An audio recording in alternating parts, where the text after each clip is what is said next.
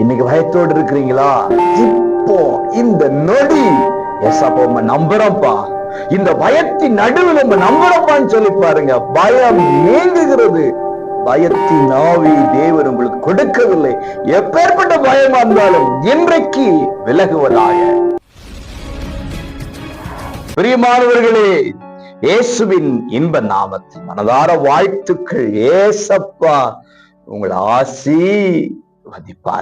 சங்கீதம் 56:3 நான் பயப்படுகிற நாளில் உம்மை நம்புவேன். பிரியமானவர்களே, பயம் இல்லாதவர்கள் யாருமே இல்ல. பேசுகிற நானா இருக்கட்டும், கேட்கிற நீங்களா இருக்கட்டும், ஏதோ ஒரு காரியத்தை இந்த நொடி நினைச்சாலே பயம் வரும். ஆமாதானே?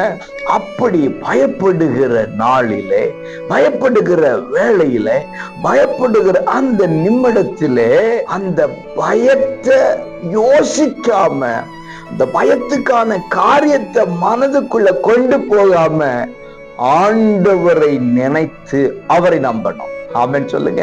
ஆமென்.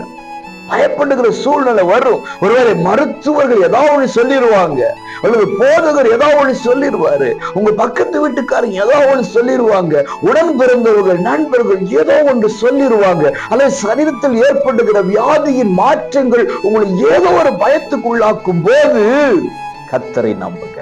எதையும் நம்பாம கர்த்தரை நம்பி பாருங்க. அந்த வேலையில் நம்பணும், அதுக்கு அப்புறங்களாம் கிடையாது.